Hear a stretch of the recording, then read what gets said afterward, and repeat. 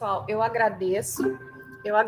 Peraí, só não começou a gravar ainda. Agora sim, pode começar. Eu agradeço a todos a disponibilidade de tempo, né? Uma sexta-feira, que depois do meio-dia a gente não deve fazer nada, né? Mas está todo mundo aqui esperando para falar um pouquinho. E nosso tema ficou muito mais legal depois que a Tamires esteve aqui entre nós e fez aquela palestra para a gente, proferiu aquela palestra. Então, a nossa temática hoje vai abordar o tema infância, né? Infância trans.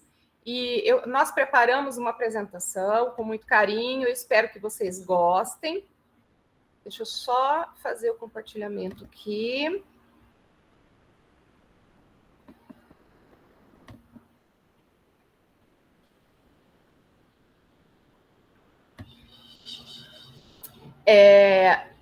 A gente preparou essa apresentação, os nossos membros são...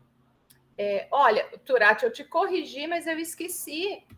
Eu te corrigi na divulgação, mas olha só, eu também esqueci do Luiz.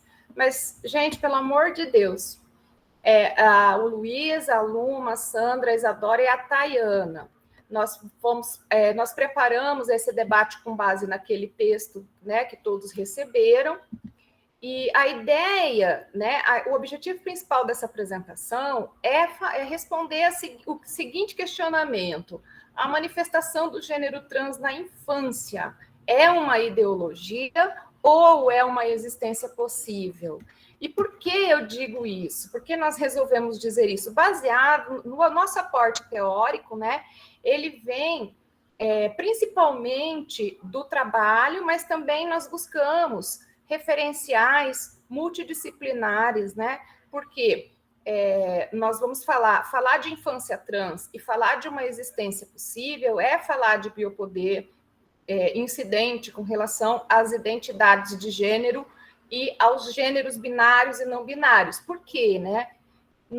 Eu assisti essa semana, por força da apresentação, uma palestra da professora Regina Navarro na USP, e a professora Regina trouxe um ponto de vista que ela dizia o seguinte, que nas sociedades primitivas, né, elas eram matriarcais, as mulheres eram semidivindades e até mesmo divindades, porque os homens não compreendiam como era, que eles haviam participação no processo de reprodução. E, nesse sentido, como não se entendia como se dava a reprodução humana, a gestação, por que a mulher conseguia amamentar e criar uma vida, ela era respeitada, ela era cultuada, a opinião dela valia, né? E, inclusive, as deidades eram femininas. Em determinado momento, o homem primitivo começou a observar os animais, ele passou a tentar reproduzir os animais para manutenção própria. E aí ele percebeu que os animais que ficavam presos, só as fêmeas, elas não reproduziam. E quando se juntavam fêmeas e machos, aí acontecia a reprodução, a prole, o aumento do rebanho. A partir desse momento, o raciocínio masculino, né, ele passou a ser o seguinte: se o animal e o filho do animal é minha propriedade, a mulher que reproduz igual ao animal é a minha propriedade também. E aí se deram início a todos esses sistemas para manutenção do status quo numa sociedade patriarcal. E esse patriarcado, ele vem incidir sobre a mulher da mesma forma e até de uma maneira mais pejorativa, mais depreciativa, mais opressiva com relação à população LGBTQIA+. E dentro da população LGBTQIA+, existem grupos que são mais ou menos oprimidos em razão da passabilidade daquele corpo, né? O que é passabilidade? É a capacidade de você pelo menos fingir ou pelo menos se misturar àquela sociedade binária, heteronormativa. Só que isso causa sofrimento, muito sofrimento. E de um período E de um período para cá, talvez da década de 70, talvez ali de Stonewall, porque é importante dizer que os movimentos LGBTQIA+, e o movimento feminista, eles andam mais ou menos de mão dada. Toda vez que vem uma onda para reconhecimento de direitos femininos, se segue uma onda para reconhecimento de direitos LGBTQIA+, ressalvados aqui, né, aqueles movimentos mais radicais do feminismo, né? E com relação a esses, nós não compartilhamos do mesmo entendimento. Então, quando a Tamires veio e expôs, o nosso trabalho já havia sido definido quando nós escolhemos a Tamires para vir bater o papo com a gente, né? E por quê? Porque é importante a gente saber como se dá a percepção ou até mesmo a epifania. Eu não pertenço a esse corpo que eu nasci. Como isso acontece? Por quê? Porque é preciso que a gente defina o que o que é verdade daquilo que é disseminado e que não é científico. Hoje, no nosso estudo, alguns membros do nosso grupo têm alguma ressalva com relação ao entendimento do maior especialista em infância trans do Brasil, que é o professor Alexandre Saad. O professor Alexandre Saad é o diretor do departamento do Antigos, da USP, e que, coincidentemente, é o mesmo departamento que atende a Ágata, né, a filha da Tamires, e todas as crianças trans do Brasil, porque não tem outro lugar. Só que a gente queria fazer uma ressalva de início, que ele fala muito em diagnóstico, porque o professor Alexandre, ele tem uma crença de que a transgeneridade tem uma base biológica, ela tem uma base importante genética, e não obstante que ele reconheça que o meio tem também o seu papel, mas ele diz que o meio em si não é capaz de influenciar sozinho a identidade sexual de uma pessoa.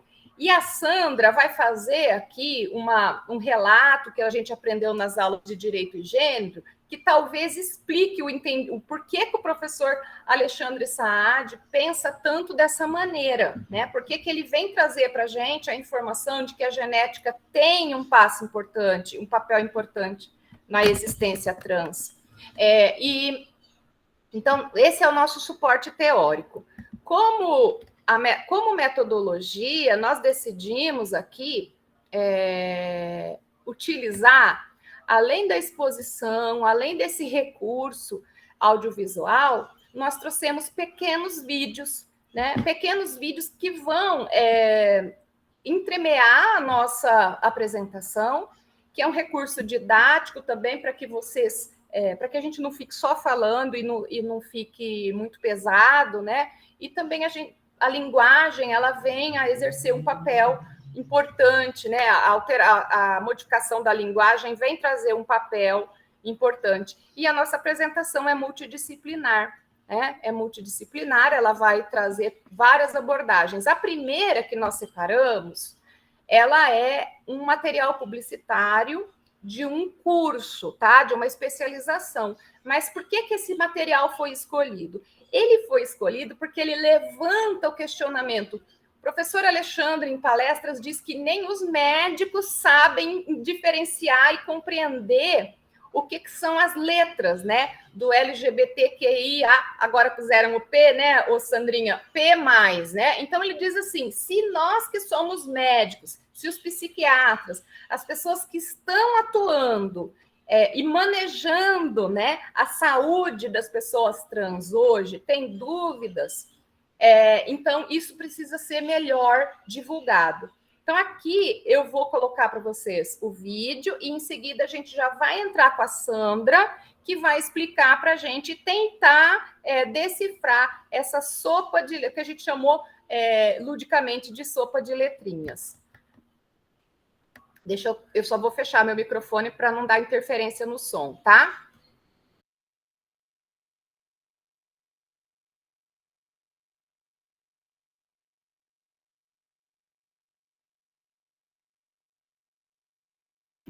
Sandrinha, a palavra é sua, fique à vontade. Obrigada, Elô. Boa noite, pessoal. Então, eu fiquei com a incumbência de falar sobre as letras, né? Que às vezes é um trava-língua para a gente quando a gente fala muito rápido, né, pessoal?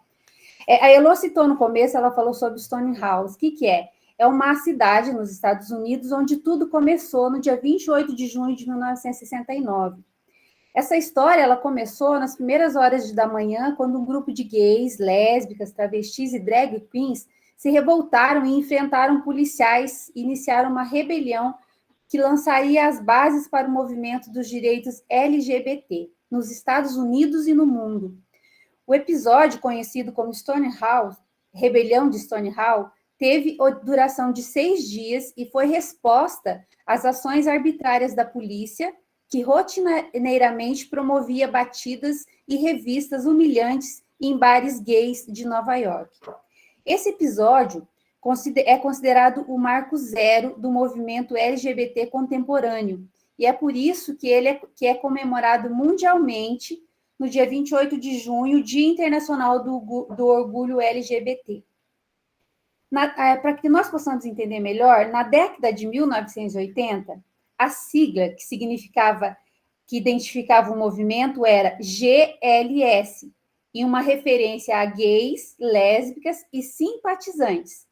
Nos anos 90, passou a ser GLBT, com a inclusão de bissexuais e pessoas trans.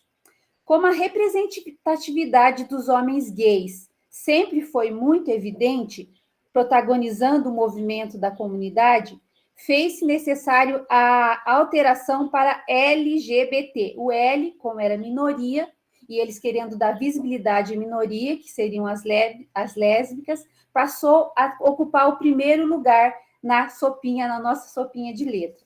E encabeçou a sigla, dando mais visibilidade às mulheres lésbicas. Organizações internacionais, como a ONU e a Anistia Internacional, adotam a sigla LGBT, que seriam as lésbicas, gays, bissexuais e transexuais. Dentro do movimento propriamente dito, as siglas podem variar. Algumas organizações usam LGBT, outras LGBTT, outras LGBTQ. Atualmente, a versão mais completa da sigla é LGBTQIAP+. Faltou um P aqui porque eu copiei ali aquele desenho e não tinha o P, tá? Então, vamos ver o que significam essas siglas. O L de lésbica é mulher que tem preferência sexual e ou afetiva com outras mulheres. É uma orientação sexual e diz respeito a mulheres cisgênero ou transgênero que se sentem atraídas afetivamente e sexualmente por mulheres também cis ou trans. Elas não precisam ter tido necessariamente experiências sexuais com outras mulheres para se identificarem como lésbicas. A segunda letra, gays. Gays é uma orientação sexual que se refere a homens cisgênero ou transgênero que se sentem atraídos por outros homens, também cis ou trans, e eles não precisam ter tido também necessariamente experiências sexuais com outras pessoas do gênero masculino para se identificarem como gays. A palavra gay vem do inglês e naquele idioma antigamente significava alegre. A mudança do significado para homossexual remonta aos anos de 1930 e se estabeleceu nos anos de 1960 como o termo preferido por homossexuais para se autodescreverem. A palavra gay, no sentido moderno, se refere tipicamente a homens, enquanto lésbica é o termo padrão para mulheres homossexuais. Essa é a diferença. A letra B significa bissexuais. Bissexualidade também é uma orientação sexual. Bissexuais são pessoas que se relacionam afetiva e sexualmente tanto com pessoas do mesmo gênero quanto do gênero oposto, sejam essas pessoas cis ou trans. O termo bi é um diminutivo para se referir às pessoas bissexuais. A letra T significa transexuais, transgêneros e travestis. Representa essas 3 palavras. Este é o conceito relacionado à identidade de gênero e não à sexualidade, remetendo à pessoa que possui uma identidade de gênero diferente do sexo designado do nascimento. As pessoas transgêneros podem ser homens ou mulheres que procuram se adequar à realidade de gênero. Algumas pessoas trans recorrem a intervenções médicas, que vão da terapia hormonal à cirurgia de redesignação sexual. Mas isso é muito pessoal, e não são todas as pessoas transgênero que optam por essas intervenções. As travestis, por sua vez, são mulheres trans que preferem ser chamadas dessa maneira por motivos políticos de resistência, já que esse termo está atrelado à marginalização das mulheres trans, que tinham como única alternativa a prostituição como modo de sobrevivência. Muitas mulheres trans se identificam atualmente como travestis justamente para tirar esse estigma da palavra. A letra Q significa queer, e ela surgiu na língua inglesa por volta do ano 1500, com o sentido de estranho, peculiar, excêntrico, esquisito. Em 1922, esse termo passou a ser utilizado como adjetivo, de certa forma pejorativa para homossexuais, algo como bicho, viado, boiola, um xingamento, seria um xingamento. Esse xingamento ele era utilizado para qualquer pessoa que não fosse heterossexual ou cisgênero. Na década de 1980, nos Estados Unidos, surgiram grupos militantes que se auto-intitulavam queer. Os principais objetivos desses grupos eram chamar a atenção da sociedade para a epidemia do HIV, que era ignorada pelo governo do presidente Reagan, e demarcar uma posição política de ir contra as normas e padrões sociais heterossexuais e cisgêneros. Então, essa palavra, a princípio, era pejorativa e a partir dela surgiu esse movimento. Assim, ainda que a letra Q ela apareça no final da sigla LGBTQ, também pode significar question, quer dizer questionamento, né? Referindo-se a corpos que, quando entendem como funciona o sistema, passam a questionar a sua posição dentro dele. A letra I, significa intersexo. Essa letra, que a gente não costuma falar tanto e nem pesquisar muito sobre ela, é um termo usado para descrever pessoas que nascem com características biológicas que não se encaixam nas categorias típicas nem do sexo feminino ou masculino. Ser intersexual não é raro. Entre 1,7% e 2% das pessoas no mundo são intersexuais. É uma questão estatística. Muitas delas são e não sabem que são. Às vezes descobrem quando existe alguma intercorrência, uma cirurgia, alguma coisa do gênero, elas conseguem descobrir. Então, é uma pessoa que nasceu geneticamente diferente do XX ou XY, que a gente conhece lá da biologia, e tem a genitália ou o sistema reprodutivo fora do sistema binário homem e mulher. Atualmente, são reconhecidas pela ciência pelo menos 40 variações genéticas, dentre elas XXX, XXY e XO. Esses termos, eles se referem à condição em que as pessoas nascem com 2 órgãos genitais, sendo que um deles pode ser protuberante, estar à mostra, e outro não, pode estar escondido, né? Então, eles apresentam ao mesmo tempo órgãos genitais masculinos e femininos. Seria a genitália ambígua. Ainda que o termo hermafrodita seja mais usado para se referir às pessoas intersexuais, que é um termo que a gente conhece de muito tempo, nesses 2 casos a denominação é comum. Antes de passar para a palavra A e a palavra P, Eu não coloquei a palavra P aqui, que não é muito usada, mas eu vou falar dela para vocês.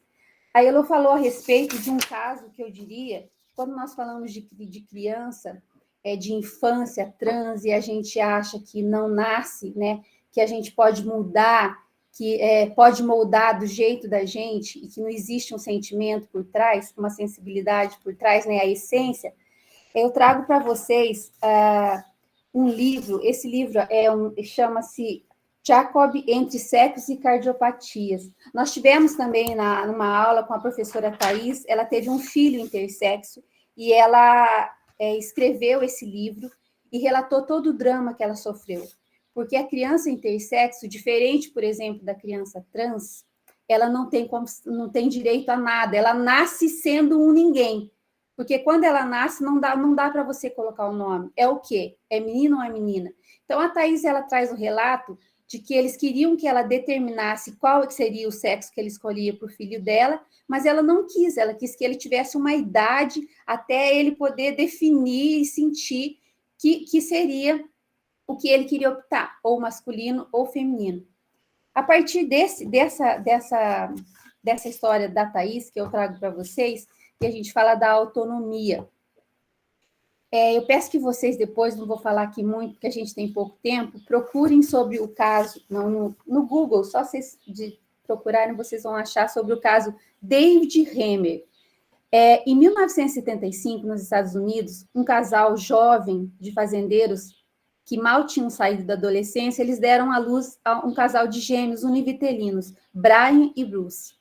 Acontece que aos 8 meses de idade, um desses meninos, os pais levaram porque para fazer aquela cirurgia da fimose que costuma fazer em meninos. E durante a cirurgia, durante a cirurgia, o médico errou e cortou a genitália de um dos meninos. Cortou mesmo, o pênis do menino ele ficou sem. Ele tinha, então, 8 meses. Os pais, desesperados, procuraram ajuda, pediram ajuda a um psicólogo muito famoso na época nos Estados Unidos, que ele dizia que os bebês nasciam neutros. Então, a partir desse pensamento, o que esse psicólogo fez? Ele conseguiu fazer com que os pais, convencer os pais a mudarem, fazer uma cirurgia no menino que tinha sofrido o corte, né? O corte, que perdeu o pênis, e transformá-lo numa menina, visto que já tinha 2 meninos, e assim foi feito. Acontece que esse menino nunca se identificou como sendo uma menina, embora ele tivesse feito a cirurgia, tivesse uma vagina, a mãe vestisse como menina, tratasse como menina. Em contraponto, o irmão dele também era muito revoltado, não se sentia bem em momento algum, porque a gente sabe que os gêmeos univitelinos, eles têm alguma coisa, uma simbiose, algo muito forte, né? Conclusão, aos 14 anos de idade, vendo tanta coisa ruim acontecer com os filhos, essa mãe resolveu contar o que havia acontecido. E esse psicólogo, hoje, ele ainda atua nos Estados Unidos, mas foi o maior erro da história, isso que ele fez com os meninos, né? Com os pais dos meninos. Os pais, por sua vez, queriam uma tentativa de socorrer o filho, né? Optaram pela cirurgia. Bom, conclusão. Quando ele descobriu, ele sentiu tudo aquilo que ele já, né? Por que daquela revolta, por que dos sentimentos todos diferentes que ele tinha, porque ele não sentia um menino no corpo de menina. E aí ele começou a fazer implante, tomar hormônios, enfim. O irmão tentou suicídio por várias vezes e sofreu de esquizofrenia. O pai enveredou pelo lado do alcoolismo e a mãe com depressão profunda. Mesmo assim, eles foram levando a vida. E esse menino casou, David se casou, porém, aos 38 anos de idade, ele não aguentou e ele cometeu suicídio. Anos antes disso, o irmão dele também cometeu suicídio. Depois que ele cometeu suicídio, a mãe também cometeu suicídio. Então, uma família toda foi dizimada, por quê? Porque um médico achou que existia a tal de neutralidade, né? É isso que a Elo fala. Vai falar, Elo? Eu só queria fazer uma ressalva aqui, que, na verdade, a única que sobreviveu foi a mãe. Foi o pai, o primeiro que se matou foi o pai, depois o irmão que foi utilizado como se chama? Quando você é parâmetro numa pesquisa, porque eles eram gêmeos, né? E depois o outro. Né? Então,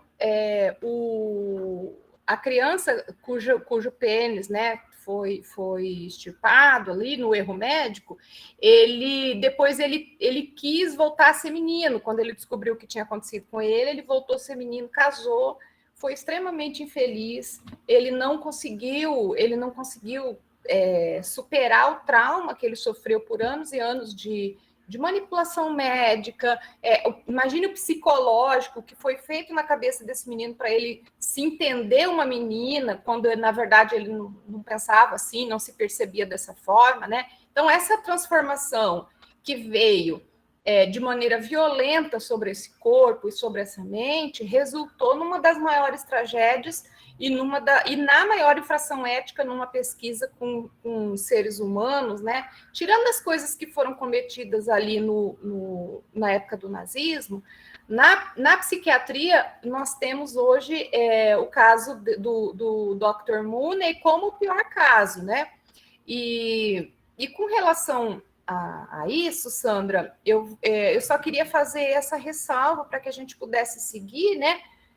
Que só sobrou a mãe, e a mãe carrega uma tristeza tão profunda, toda vez que ela aparece para uma ou outra entrevista, é difícil para a gente até de ver a entrevista, né? A Bibi compartilhou aqui no chat, eles sendo entrevistados na Oprah. Eu comprei o livro em inglês, que ele tem no Kindle, quem quiser ler, mas ele está em inglês, é até bastante acessível, tá?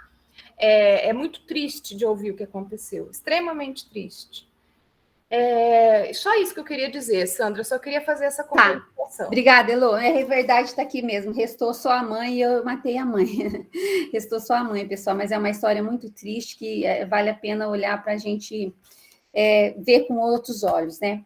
Continuando as letras, aí nós partimos para o A, que é assexual. Uma pessoa sexual, ela experimenta pouca ou nenhuma atração sexual, mas isso não significa que ela não pratique sexo, beije ou abrace em nenhuma circunstância.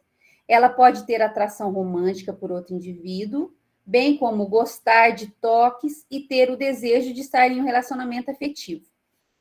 E a letra P, que não está aqui, mas é pansexual. Pansexual é um termo composto pelo prefixo pan, que significa tudo, e a palavra sexualidade. Então, indica todas as pessoas que consideram que não restringem a sua sexualidade ao gênero oposto, nem a heterossexualidade e ao mesmo gênero que é a homossexualidade, ou gêneros binários, masculinos e femininos.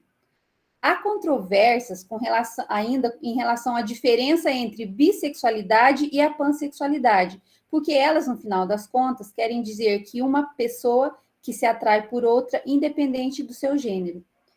E o sinalzinho de mais, ele significa todas as demais orientações sexuais e identidades de gêneros que possam vir a surgir. Como nós vimos no começo, que eu comecei, né, que eu falei para vocês, eram só 3 letras. Hoje nós já temos 1, 2, 3, 4, 5, 6, 7, 8 letras com o P que não está aqui. Então, assim, vão surgindo mais letras e a gente vai incluindo essa população nessa sopa de letrinhas. Assim, pessoal, agora, já finalizando, a título para que vocês possam pesquisar, existe o manual da comunicação LGBTI, que vocês podem procurar. Lá traz a definição de aliado, que seria as pessoas que, na hora do confronto, estão ao lado da comunidade LGBTQIAP+. Nós poderíamos, de repente, ser aliados, né, dependendo da posição de cada um. Então, agora, finalizando, de acordo com a Associação Brasileira de Gays, Lésbicas, Bissexuais, Travestis e Transsexuais, a estimativa da população LGBT no Brasil é de cerca de 18 milhões de pessoas. Então, nós temos 18 milhões de pessoas que estão aí precisando de tanta coisa que a gente pode dar. Tá tá bom? Era isso, Elo, que eu queria trazer para vocês. E é isso. Obrigada, pessoal. Eu agradeço, Sandra. A Sandra tem uma luz própria que é tão incrível, né? E sempre que ela aparece, ela põe um sorriso no rosto da gente. Sandra, muito obrigada pela sua presença, dedicação e pelos seus conhecimentos. Eu vou fazer uma inversão aqui, pessoal. Eu peço desculpas. É que a Luma deveria ser agora, mas Luma, o nosso amigo, ele vai ter um problema ele foi convocado para o trabalho, então ele vai participar e sair rapidinho, porque ele precisa voltar para o trabalho e depois eu volto aqui, tá, Luma? Para você fazer a sua apresentação e a gente seguir com a nossa abordagem. O Luiz, ele vai falar dos processos de exclusão e invisibilidade que acontecem desde a infância, quando aquela pessoa se percebe trans, se percebe desviante da expectativa social gerada por aquele corpo ou daquele padrão, né, que foi adquirido, aquele padrão que foi adquirido no nascimento. Luiz, a palavra é toda sua, faça uso da palavra. Muito obrigada.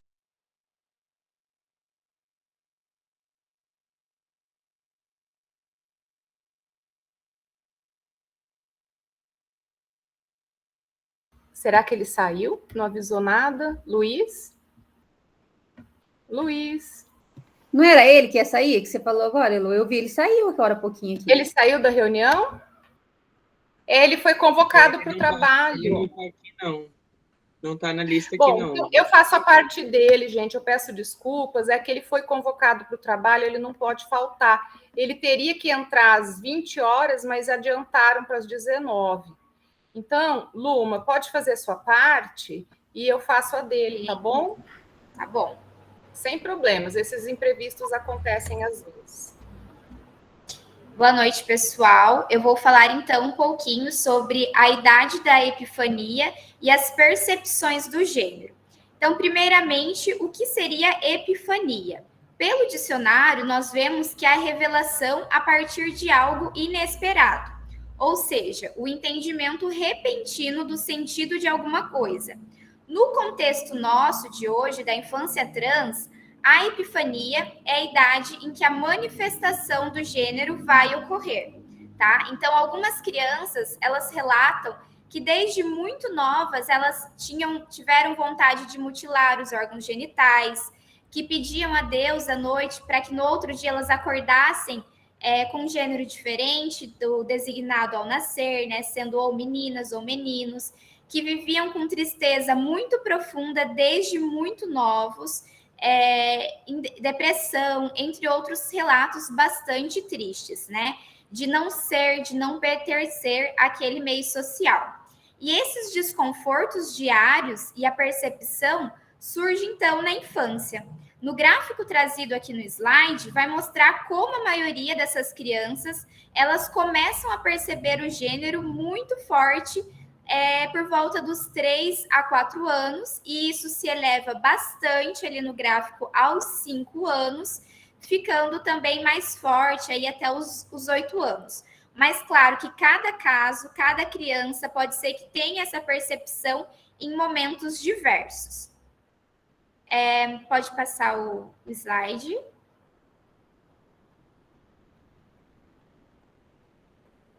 Pode passar o slide, Lô. Vou falar agora um pouquinho sobre essa identificação, né? Os estudos da psicanálise, primeiramente, eles traziam a importância de se observar o brincar, os sonhos, o fantasiar, né? Porém, ao passar dos estudos nos últimos anos, começaram a perceber que talvez o diagnóstico, né, varia de criança para criança, e que essa observação, por exemplo, do brincar, podia ser algo muito sério e que interrompesse uma fase de vida daquela criança. Então, começaram a pensar um pouco mais nessa importância da escuta, do afeto, do vínculo, de deixar essa criança à vontade, dela viver de uma forma protegida, de uma forma de como ela se sente e principalmente escutá-la, né? Como nós vimos, a criança ela tem muito a dizer e nós vamos ver daqui a pouco também um vídeo sobre isso. Também tem vários estudos que mostram que essas crianças, elas não é só essas, né? Mas todas as crianças, elas nascem com o cérebro estruturalmente pronto e com conexões necessárias para o desenvolvimento, né? Então, a identidade de gênero de cada ser humano, para alguns estudiosos, ela fica gravada no interior, né? Não existe uma influência externa para essa identidade, para essa identificação. Pode passar o quadro. No próximo slide, nós vamos ver, então, um post do perfil da minha criança trans, da Tamires. Eu acredito que aqui bastante gente acompanha ela. E ela mostrou algumas situações práticas de se observar como identificar uma criança trans e como elas geralmente demonstram a sua identidade, né? Como que começa. Então, aí vemos a criança querer ser tratada por outro pronome ou adjetivo, a criança não gostar das roupas do gênero designados no nascimento. No próximo slide, nós vemos também que a criança ela se recusa na interpretação na hora de brincar, né? Quando ela vai se identificar como um personagem de um desenho, quem ela se inspira dentro de casa, fora de casa, no seu meio social, a forma como ela se apresenta, né? A questão do nome. A Ágata, filha da Tamires, desde muito novinha, ela não queria ser chamada pelo nome masculino, né? Que foi designado a ela quando ela nasceu. E ela falava que ela não queria aquele nome, e até a Tamires comentou, né? Que ela falava, mamãe, pode me chamar de menina, de sua filha, né? Bem comovente esses relatos. E desde muito nova, ela apresenta essa negativa com o nome que foi designado ao nascimento. Também vemos aí a verbalização de não querer ser menina ou menino. E, por último, também essa demonstração de insegurança nas preferências, a dificuldade de se relacionar, quando faz desenhos, né, do gênero oposto e manter uma personalidade dupla. Então, assim, concluímos que os novos estudos e abordagens, por eles, fica claro que as crianças, elas falam sobre si, sobre quem são, sobre os seus sentimentos, como elas se identificam, suas identidades, e nós precisamos aprender a escutá-las, né? Porque a todo momento elas demonstram quem elas são, como elas são, elas falam, e muitas vezes falta escuta dessas crianças. E adultos e profissionais precisam decifrar, sem impor as suas opiniões pessoais, as suas vivências, nos sentimentos e na identificação daquela criança, sem ser arrogante, né? Sem ser rígido com uma criança e deixá-la viver daquela maneira. E ser trans, a gente precisa frisar que não é uma fase, como muito se fala por aí. As crianças, elas podem... Então, eu vou ficar com a parte do Luiz, que estava falando sobre os processos de exclusão e invisibilidade, né? E esses processos são importantes que a gente compreenda como se dão esses processos para que a gente possa ajudar e conscientizar e até trazer isso para os nossos trabalhos, para a nossa comunidade, para a nossa realidade, e talvez até para aqueles que têm algum tipo de influência para as políticas públicas, né, geradas no âmbito dos estados, da União dos municípios, como se dão esses processos de exclusão que fazem com que a expectativa de vida dessas pessoas seja tão pequena em relação à média nacional, né? Primeira coisa é que, por volta dos 13 anos, né, com a maturidade sexual, acontece, a situação começa a ficar insuportável no seio familiar, e é quando a maioria deles são postos para fora de casa, né? Aqui nós temos o desenho de um menino, né? A professora pediu, olha, você vê que é um desenho muito rudimentar, a professora pediu que ele se desenhasse, e a criança se representa aqui como uma menina, mas esse trabalho foi desenhado por um menino. Então, isso aqui é um sinal de alerta. Vamos ouvir essas crianças, né? A Tamires disse muito isso, e o professor Alexandre Saad fala muito. Por que não ouvir as crianças, né? Quando uma criança fala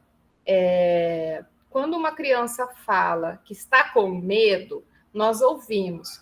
Quando uma criança fala que está com dor de dente, nós damos crédito. Quando uma criança fala que está com dor no pé, com dor de barriga, nós damos crédito para o que ela está falando. E quando ela fala que não se reconhece, nós não damos o crédito. Por quê? Por que a gente dá voz para algumas coisas e não damos voz para outras? E tudo isso é importante para o desenvolvimento pleno do ser humano, né? E é importante que isso seja colocado em pauta para evitar qualquer tipo de impeditivo para o desenvolvimento digno e pleno desse ser humano na sociedade, né? É muito importante aqui ressaltar que ainda o nome trans, a questão do nome trans, ela ainda não é pacificada com relação a crianças, né? Com relação às crianças, ainda há necessidade de judicialização dessa questão, porque o nosso Estado não reconhece. O nosso Estado, por força da ADI 4275, foi obrigado a reconhecer a existência trans, mas de pessoas adultas. Com relação à infância, ainda existe uma grande judicialização sobre o tema e ainda existe muita divergência relacionada às decisões judiciais, o que causa insegurança jurídica, o que perpetua a existência de sistemas de dominação, né? E essas questões generificadas, elas não fazem mais sentido hoje em dia numa sociedade que se diz pluralista, né?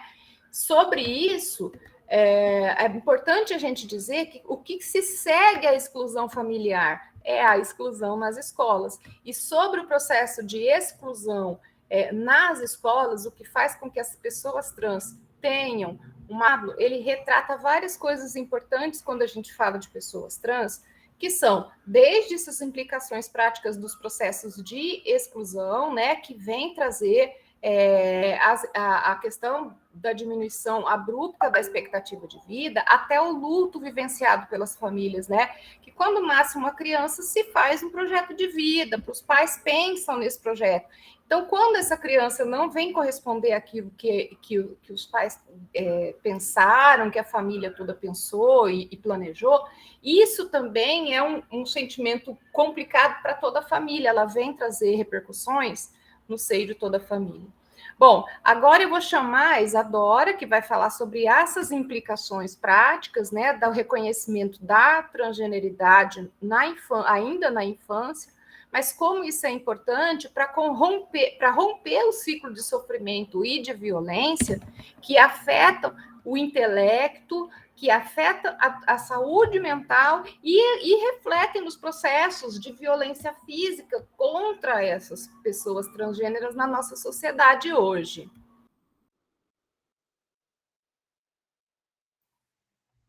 Boa noite, pessoal.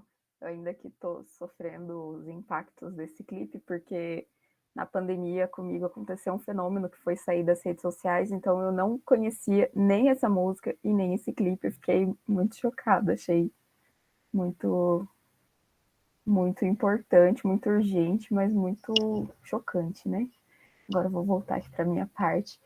Bom, como a Elo referiu, eu vou expor hoje para vocês sobre esse tema da nossa apresentação, sobre as implicações, né, da questão da transgeneridade na infância, as implicações práticas mesmo, mais no âmbito da criança trans como indivíduo.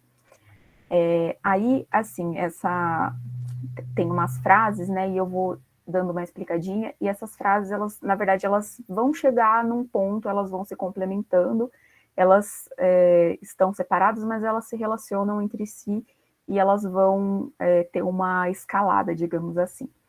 Bom, a primeira é a perspectiva que a sociedade tem sobre essas pessoas trans, a perspectiva binária e cisgênero. Portanto, uma criança trans não aparente, né, serão vistas como aprendizes do gênero que não é o seu. Bom, as crianças, quando trans, elas podem se apresentar, né, na sociedade como crianças trans. A partir do momento que isso acontece, que essa epifania acontece, elas podem se apresentar e elas seriam chamadas, denominadas de trans aparentes. E quando elas não se representam, né, na sociedade como trans, elas são crianças trans não aparentes. Então, como que fica esse primeiro trecho, né? A pesquisa que está contida lá no texto base, ela demonstra que as crianças trans não aparentes podem explorar mentalmente o gênero com o qual mais se identificam, né, que não necessariamente o gênero que nasceram, né, no caso das crianças trans, e devanear com isso, mesmo que em relação ao mundo exterior, elas estejam aprendendo outro gênero, porque quando a criança, né, ela está em formação em todos os sentidos, tanto na questão dos papéis de gênero, quanto no geral, né, nas questões de todas as crianças. E a criança, quando ela é trans, ela, por exemplo, nasce menino e me identifico como menina. Quando há a transgeneridade na infância, a criança, os adultos, eles já esperam, os pais têm as expectativas, os familiares, as pessoas que convivem no seio, né, da vivência da criança, eles já têm essa expectativa com o que aquela criança vai representar. Então, eles acabam percebendo, né, que há uma questão equivocada entre o que sentem e como as pessoas veem aquela criança. Então, eles se tornam, durante um tempo, aprendizes, entre aspas, bem entre aspas, do gênero que não é o seu, né, que no caso, que é o gênero que a criança nasceu, mas não se identifica. A próxima transgeneridade torna-se um segredo e a criança passa a se proteger dos demais indivíduos que lhe cercam. Quando a criança ela está aprendendo o outro gênero, né, ela vai internalizando aquilo, vendo as incongruências entre o que sente, como é vista, como é enxergada pela sociedade, pela família, e a transgeneridade dela se torna um exemplo, né? E ela passa a se proteger através de aprender o gênero que não é o seu, que é com o qual ela não se identifica. Ela faz isso num ato de tentar se proteger mesmo dos outros indivíduos. Em relação a esses pontos que eu trouxe agora, no livro Minha Criança Trans, a Tamires, ela relata, né, que nas primeiras vezes que o Bento, né, trouxe, que era o filho dela, trouxe essas questões, né, que ela foi percebendo que tinha algo ali, ela levou o Bento ao psicólogo. Ela também foi junto ao marido e junto à irmã do Bento nesse psicólogo, e a primeira orientação profissional que ela recebeu, ela e o pai, foram de reforçar o masculino, né, porque o pai trabalhava, não ficava tanto em casa, quem convivia mais com o Bento era a mãe e a irmã, e aí a primeira orientação que ela recebeu nesse sentido foi de reforçar o masculino, ele ser mais apresentado para ele brinquedos de menino, ele conviver mais com o pai, etc. Então, aí a gente percebe, né, um despreparo, um relato muito né, consistente de despreparo dos profissionais de saúde para lidar com essas questões. A performance como autoproteção. Esse aprender o gênero, né, que a criança não se identifica, vai causando esse fenômeno que é performar o outro gênero que está aprendendo perante a sociedade. E assim como o tópico anterior, né, falava que... Ai, esqueci da frase anterior, mas ele se relaciona com o tópico anterior, que... Pode voltar, por favor, Ilo, obrigada. ela passa a se proteger, né? Tem um segredo, a transgeneridade torna-se um segredo para a criança, e ela passa a se proteger dos demais indivíduos. E aí pode passar para o próximo, por favor, Elô.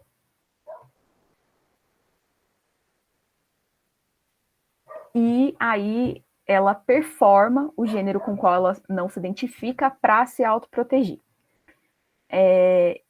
Aí depois o próximo, expressar-se em casa e performar na sociedade. Isso também a Tamires relata no livro, né, que aconteceu em relação ao filho, agora filha, que no início da transição, né, do Bento para a Ágata, ele se expressava em casa, expressava, né, o gênero com o qual ele se identificava em casa e performava perante a sociedade o gênero masculino. Então, assim, em casa, de repente, ele tinha permissão para usar uma fantasia feminina, né, de fada, de princesa, algo do tipo, mas na escola ele se vestia como menino, era tratado como menino e etc.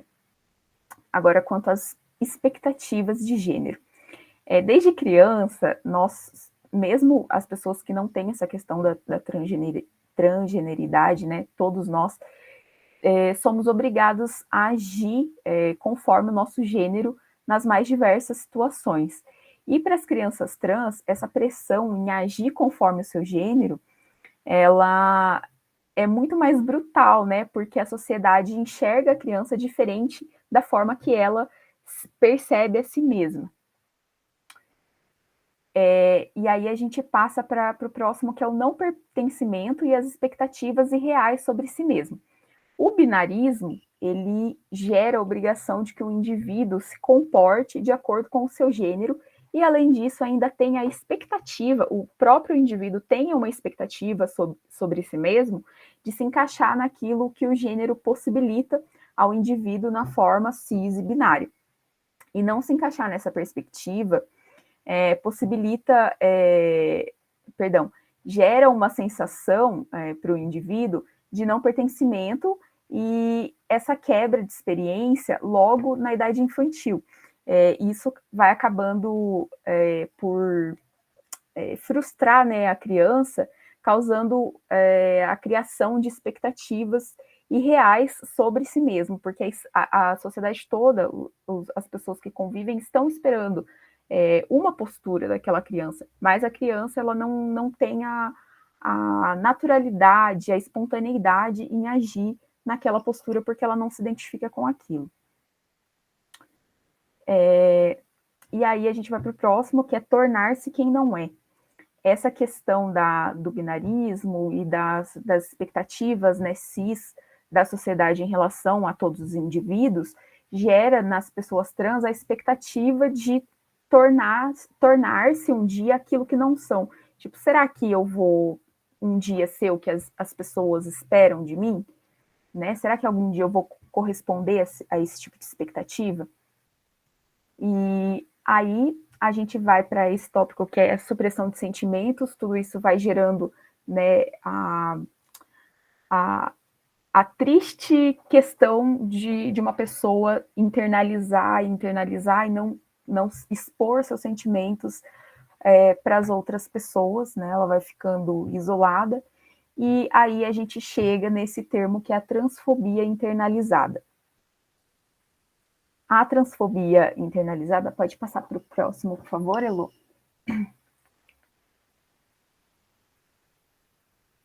A transfobia internalizada, essas denominações que eu estou trazendo aqui para falar desse termo, elas foram retiradas do site Renascer Psicologia, que foi criado pela psicóloga Sara Zeferino Sintra, e a dissertação da Sara, de mestrado, ela se chama Comportamentos Suicidários e Autolesivos na População Trans. Então, ela é uma acadêmica, assim como a gente, e ela estuda essas questões dentro da psicologia.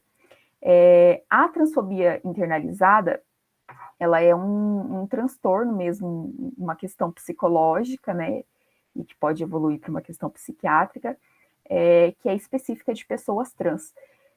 Toda essa escalada de fatos, né, que vão acontecendo com uma pessoa trans, logo tendo início, né, na infância, ela vai gerando esses sentimentos, essas questões na criança, a baixa autoestima, a criança fica muito crítica, vai negando, né, certas situações sociais, certas posições, vai se isolando, acaba adotando estereótipos do gênero com o qual ela não se identifica para poder corresponder a expectativas, tem dificuldades em estabelecer intimidade com outra pessoa, porque se você não pode falar sobre si mesmo, se você não se sente à vontade para falar sobre o que tem ali, né, sobre essa questão trans, como que você vai estabelecer uma intimidade com outra pessoa? E aí isso tudo vai levando para uma confusão emocional e a pessoa vai chegando nesse estado de ansiedade ou depressão, né? Ou ansiedade combinada com depressão, que daí é bem mais complicado também. E às vezes até algumas apresentam atitudes de depreciação mesmo com as pessoas LGBTQIAP+, acho que falei certo, podendo até ter atitudes de violência, né, atitudes de ódio e tal, e aí, né, gente, coisa boa não vai dar, né? Pode passar para o próximo, por favor, Elô.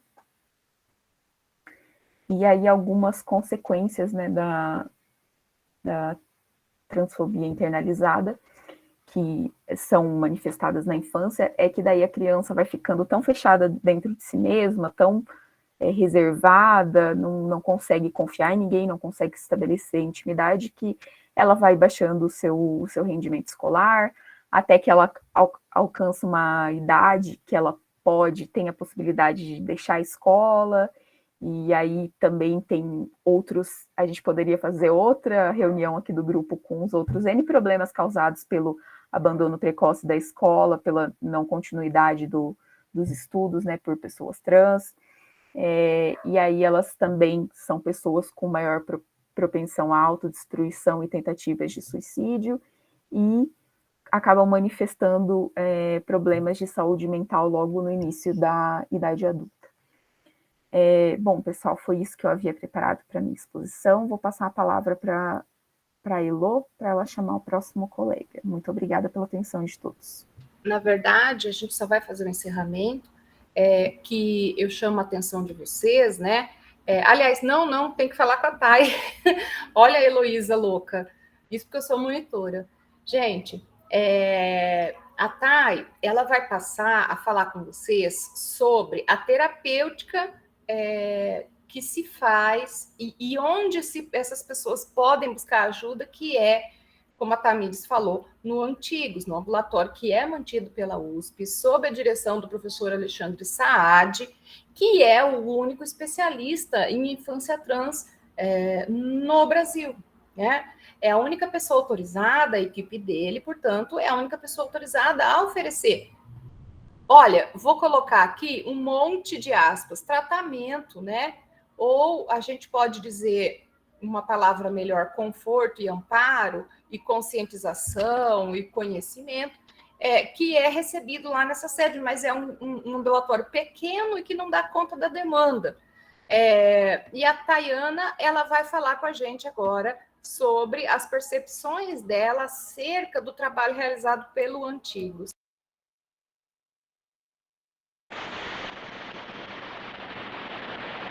Oi, pessoal, boa noite. Bom, primeiro, quero fazer uma ressalva aqui para início de conversa, assim, para fins de pandemia. Minha internet não está boa. Então, para eu ouvir vocês, eu precisei desligar minha câmera. Se ficar travando, me avisem, que daí eu desligo a minha câmera e sigo falando, beleza? Segundo, eu quero muito agradecer a oportunidade de compartilhar a apresentação com o grupo, porque vocês são incríveis, a apresentação ficou maravilhosa, impecável, e eu sou muito grata por poder participar aqui com vocês. Então, a minha parte, como a Elo já adiantou, é para falar um pouquinho sobre o acesso à saúde das pessoas trans, né? E mais especificamente em relação à população infantil e aos adolescentes. Então, esse artigo que a Elo citou, qual que é o significado dessa sigla? É Ambulatório Transdisciplinar de Identidade de Gênero e Orientação Sexual do Instituto de Psiquiatria do Hospital das Clínicas da Faculdade de Medicina da Universidade de São Paulo, ou seja, é um ambulatório que vai fazer um atendimento multidisciplinar, né? Então não vai ter aquela ideia assim de estou vendo como uma doença, algo nesse sentido. Não, então você vê que é uma instituição que tem esse olhar diferenciado, né, de gênero e em diálogo com as pesquisas em relação ao assunto de outras áreas também. Então, para falar um pouquinho da história do Antigos, o ambulatório foi criado em 2010 e no início tinha poucos profissionais, eles se simpatizavam com a temática, enfim, e resolveram, né, unir forças.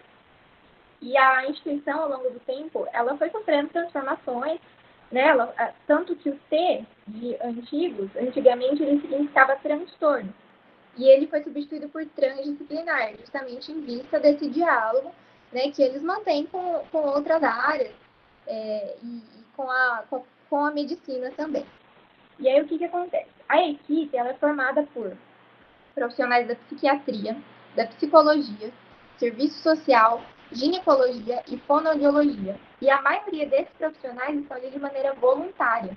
Então, é incrível como que o pessoal ele se disponibiliza, né, ainda que tenha uma contraprestação financeira, e é uma referência no país, né, não à toa.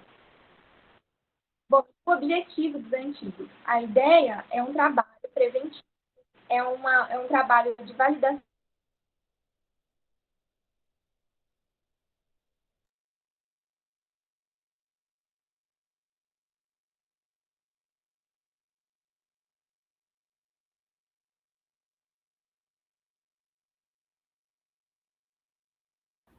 Bom, ela caiu, né? Então, eu acho que eu vou assumir e passar para vocês o vídeo do professor Alexandre, que esse vídeo ele é muito esclarecedor, porque ele traz qual é o trabalho do Antigos, né? O que o Antigo... Muita gente... Hoje a gente discute muito a tal da ideologia de gênero, que dá ódio. Toda vez que eu escuto isso, me dá um ódio. Eu estava hoje... A Tayana voltou. Eu estava hoje fazendo uma pesquisa no site da Amazon e o que tem de livro, se você digitar ideologia de gênero, o que tem de livro sendo vendido para discurso de ódio e como esses livros são bem vendidos, é absurdo. Me parece que é muito mais fácil plantar uma notícia se ela tiver um ódio direcionado a um grupo determinado do que você conseguir vender o esclarecimento, né? E a única ressalva que eu faço é que a posição do Alexandre Saad é uma posição do ponto de vista médico. Ele compreende não um problema de saúde, mas ele compreende a transgeneridade como uma existência, como um padrão genético de gênero. É isso que ele compreende.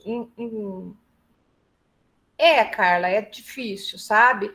Enfim, o professor LG fala, a Igreja Católica pariu essa criança, né? E agora expandiu para tudo quanto é lugar, e a gente tem que, hoje, tentar disseminar conhecimento.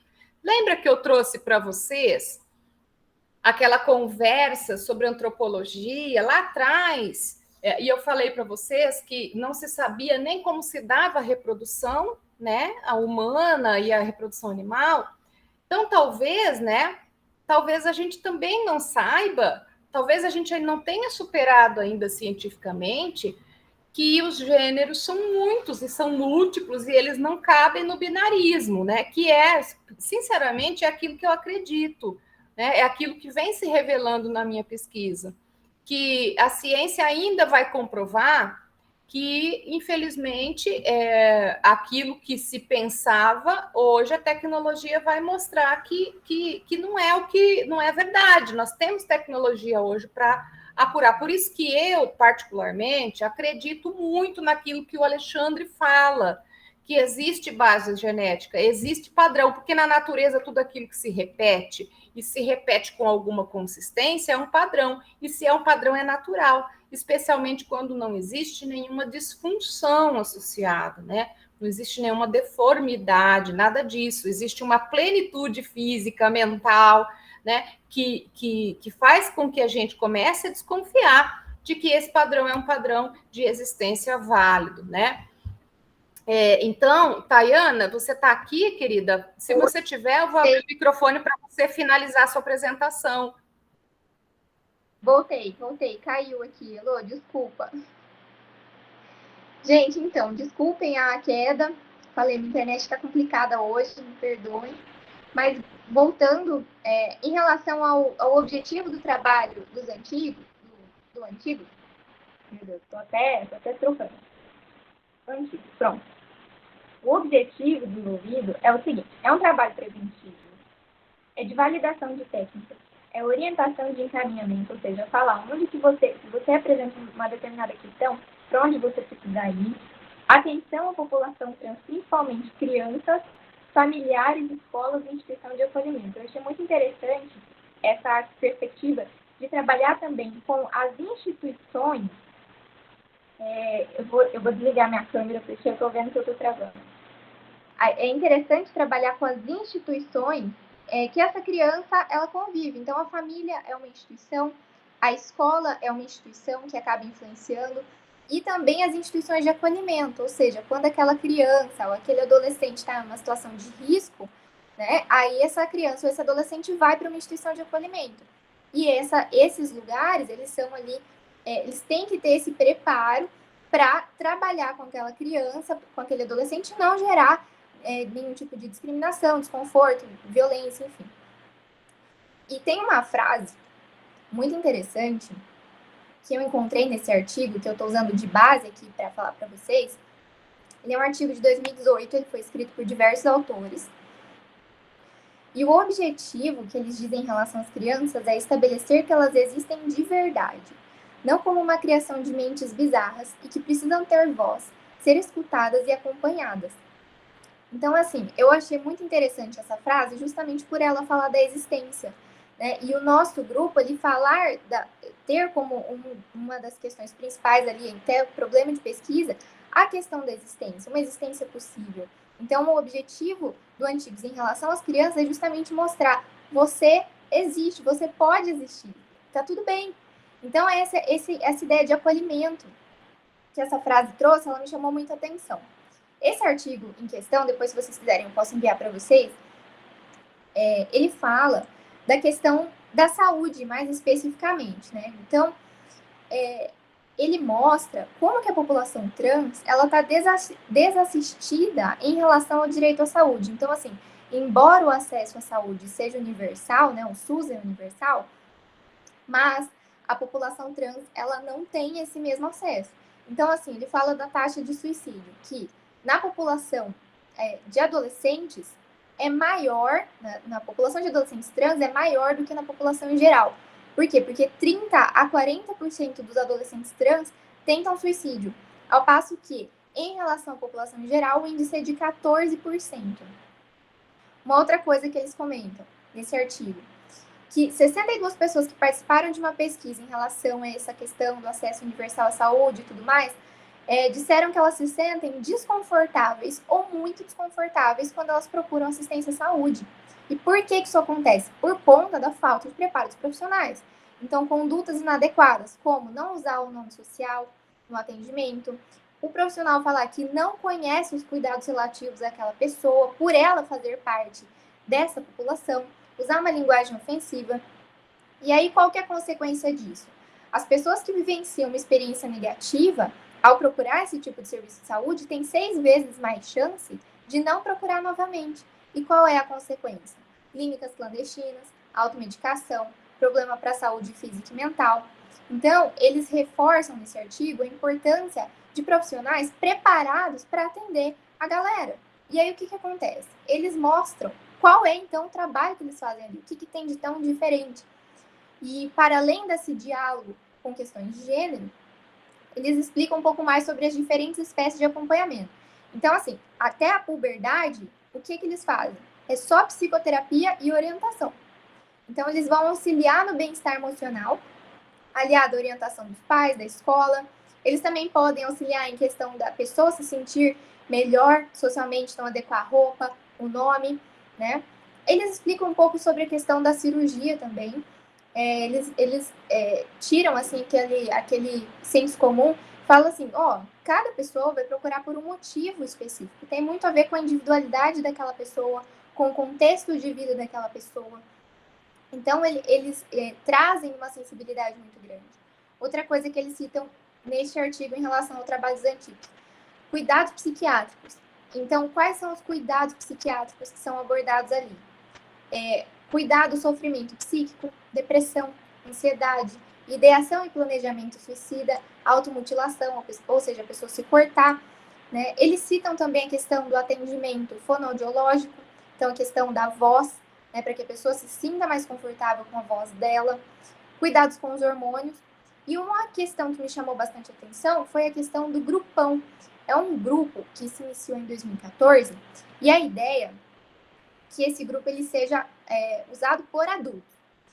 E aí, o objetivo é facilitar o trabalho em psicoterapia com pacientes que já cumpriram o percurso necessário e estão esperando fazer cirurgia. Então, para fazer cirurgia, é necessário passar por esse grupão. E aí, esse grupo ele também serve como uma espécie de acompanhamento, como um follow-up. E aí, as pessoas elas vão lá, participam em média 60 adultos de diferentes classes, idades, e composto por profissionais de psicologia, psiquiatria, assistência social, e o pessoal vai lá como uma espécie de manutenção desse acompanhamento e também como um pré-requisito para que a pessoa possa ser submetida à cirurgia. Agora, encaminhando para o final, o público que frequenta a instituição até 2017 era de 400 pacientes, e no momento em que o artigo foi escrito, que foi em 2018, eles mostram que o trabalho era desenvolvido naquele momento com 295 pessoas, 55% trans femininas, 45% trans masculinos. Aí eles citam também que dessa numeração, ela está dividida entre 76 crianças, 150 adolescentes e 79 adultos. Então, assim, é um trabalho incrível que eles desenvolvem, não é à toa que é uma referência no Brasil. E é isso, assim, se vocês tiverem mais curiosidade, eu posso passar outras informações interessantes que eu encontrei, né, durante o caminho da pesquisa. Muito obrigada, gente. Então, agora a gente vai passar esse vídeo curtinho, né? Porque é importante a gente perceber que as pessoas trans não dão em árvore. Elas nascem e elas existem. É uma existência possível como qualquer outra, né? E talvez o erro seja científico. Eu acho engraçado, assim, mudam-se as terapias para várias coisas, né? A ciência evolui para várias coisas e com relação à determinação de identidade sexual, de gênero, as pessoas se mostram muito refratárias a romper com os padrões e aceitar aquilo que a ciência tem mostrado. Então, por isso eu trago aqui o professor Alexandre, inclusive, ele é muito criticado em algumas palestras pelos ativistas, justamente porque ele traz uma versão, uma visão biológica, né? Só que eu penso o seguinte, que não é nem toda visão biológica é uma visão, como se diz?